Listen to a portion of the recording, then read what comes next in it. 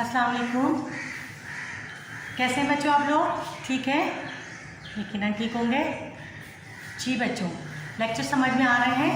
अगर कोई प्रॉब्लम है तो पूछ लिया करें, ग्रुप में सवाल कर लिया करें असाइनमेंट के हवाले से और पढ़ने के हवाले से, समझने के हवाले से, जो भी है आपको प्रॉब्लम आप ग्रुप में भी कर सकते हैं और आप पूछ सकते हैं। ठीक है बच्चों, अभी आप लोगों ने जो है असाइनमेंट तैयार किया और वो लेकर आए, क्योंकि आपको बता दिया गया कि असाइनमेंट के नंबर मिलेंगे।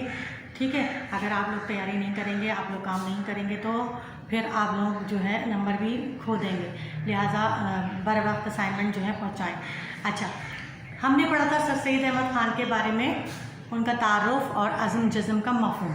ठीक है, अज़म हिस्सा नसर में से हमने गुज़िश्ता लेक्चर में, 8वें लेक्चर में हमने अज़म जज़म उनका सबक जो है, मज़मून जो है उसका जो है तारुफ पढ़ा था, मफ़हूम पढ़ा था, और सर सैयद अहमद ख़ान का तारुफ मैंने आपको थोड़ा सा बताया था। ठीक है, आज हम पढ़ेंगे, देखिए बोर्ड की तरफ, आज हम पढ़ेंगे उनकी नस्ल निगारी पर तबसरा। ठीक है, उनकी नस्ल निगारी पर तबसरा और उनकी क्या हेडिंग्स दरकार होती हैं हमें इस सवाल के लिए, वो मैं आपको वन बाय वन समझाऊंगी।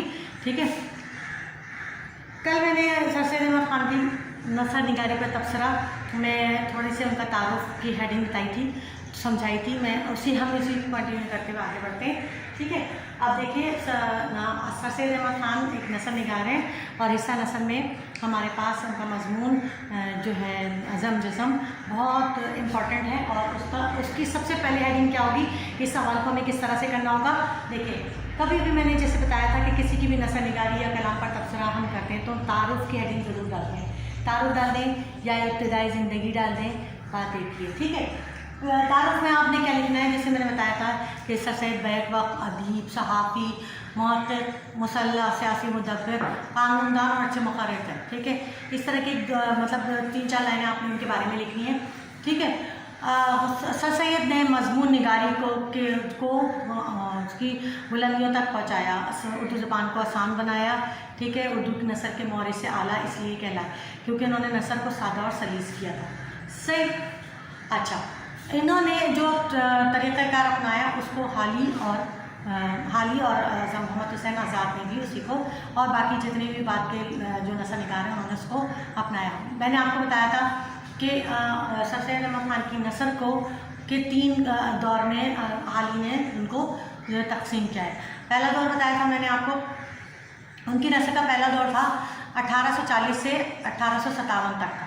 ठीक है, पहला दौर था 1840 से 1857 तक का। इस दौर को उनका तकलीदी दौर कहा जाता है।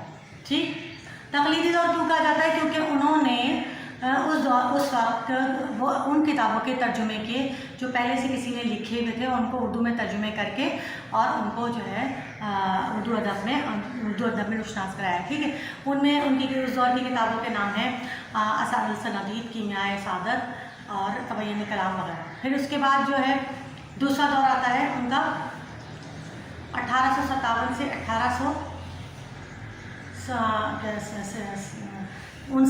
1857 से 1859, और इसमें वो इंग्लैंड चले गए। इस दौर में वो इंग्लैंड चले गया था। इंग्लैंड जाके वो उनके तर्ज तालीम से, उनके तरीक़ेकार से, उनके कल्चर से बड़े मुतासिर हुए, और उन्होंने फिर वहाँ से आकर जो है इस दौर को जो है असार सनादीद कहा जाता है। और उन्होंने उस दौर में क्या किया, तो मुतासिर हुए थे, उनकी वसील ख़याली से मुतासिर हुए थे। और उस दौर की तसनीफ़ात में से है, जैसे उनकी तसनीफ़ात में है लाइम, मोहम्मडन्स ऑफ इंडिया, तबय्युन कलाम, और ये वगैरह उनकी वो वाली किताबें हैं, क्योंकि वो वाकई में उनसे मुतासिर थे। और उसी दौर में जो है उन्होंने कॉलेज और यूनिवर्सिटी का क़याम किया ताकि मुसलमान भी जदीद तालीम से हमाम हो। तीसरा दौर आता है 1870 से और उनके इंतकाल तक। ठीक है, उसमें उन्होंने जो है क्या किया, उन्होंने इंग्लैंड से वापसी में तमाम किताबों का, वहाँ बहुत सारी किताबों का मुताला किया, उनकी माशरती ज़िंदगी का मुशाहिदा किया, اور ان کے خیالات میں انقلاب برپا ہو گیا. جیسے کہ انہوں نے اسٹیل ایڈیسن کو پڑھا, اسپکٹر اور ٹیٹلر کو انہوں نے پڑھا, اور اس کی طرز پر انہوں نے ماہنامہ تہذیب الاخلاق جاری کیا تاکہ مسلمان بھی اس جو ہے اس سے بالکل مسلمان بھی اسی طرز تعلیم کو اپنائیں اور زندگی میں آگے بڑھیں. ٹھیک ہے. اور اس دور کے ان کی تصنیفات میں سے ہے اسباب بغاوت ہند, تاریخ سرکشی, بکنور وغیرہ, یہ ان کے اس دور کی جو ہے. ٹھیک ہے. آپ نے تعارف یعنی ابتدائی زندگی میں آپ نے ان کے بارے میں تھوڑا سا لکھ دیا. اب ان کا ہے طرز تحریر. سیکنڈ ہیڈنگ ہے طرز تحریر. کیسا طرز تحریر تھا, وہ کس طرح کا انداز تھا, کیا تھا, وہ اس میں آپ نے لکھنا ہے. جیسے وہ عام فہم طرز تحریر تھا ان کا, بالکل سادہ, اور ان کا جو ہے انداز بالکل سادہ اسی طرح تھا جیسے وہ بہت چاہتے تھے کہ جیسے انگریز جو رائٹر تھے اسٹیل ایڈیسن اور ٹیٹلر اور اسپکٹر, یہ ان لوگوں کی طرز پر لکھنا چاہتے تھے, اور چاہتے تھے کہ میں مضمون کیوں اہمیت دیتے تھے, مضمون کو اہمیت دیتے تھے. انہوں نے اس دور میں اس طرح کی نثر لکھی کہ اسے حویلیوں سے, خانقاہوں سے, مقبروں سے نکال کر جو ہے درسگاہوں میں اور دفتروں میں پہنچایا. ان کی نثر ایسی تھی کہ جسے پڑھ کر جو ہے ایک عام شخص بھی جو ہے سمجھنے کے لیے کوشش کرتا تھا اور اس پر عمل کرنے کی کوشش کرتا تھا.